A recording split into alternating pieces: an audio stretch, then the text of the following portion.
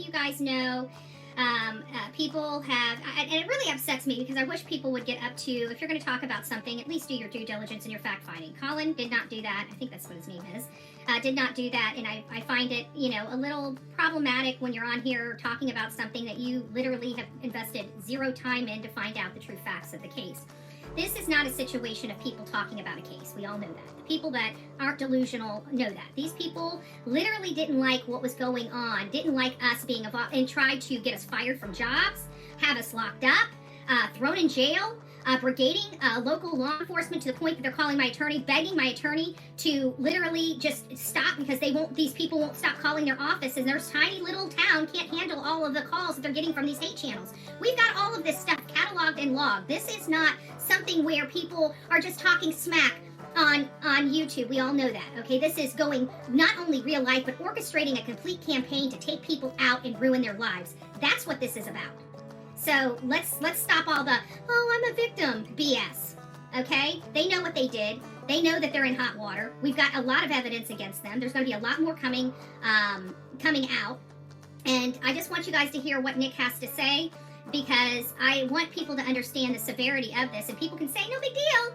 They don't have standing.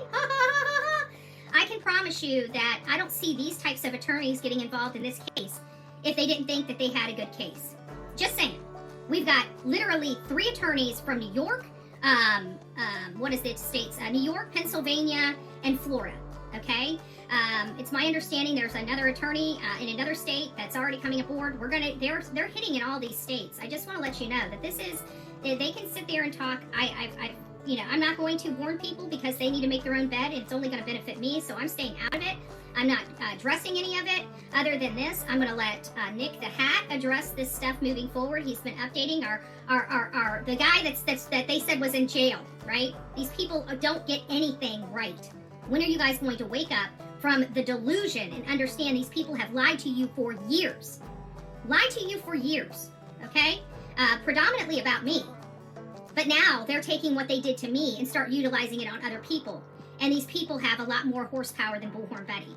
And Bullhorn Betty is absolutely happy to work with these people to get this stuff done. There is a syndicate on this platform that gets paid to bully people. That is follow the money. That's all I'm going to say. Follow the money. All right, so here's it. If they were just talking smack on their own channel, nobody would have a problem with it. It's not that. It's them reaching out to say Tony's job to try to get him fired. It's reaching out to, in bulk, multiple people, hundreds of people, blowing up the phones at the sheriff's office, at the DA's office, to arrest somebody. And they ultimately arrested me to try to get their phones to shut off, is basically what happened. Unlawfully. But nobody wants to talk about that. And I can guarantee that is provable. How about trying to call in hundreds to this man's parole officer to have him thrown back in jail for years?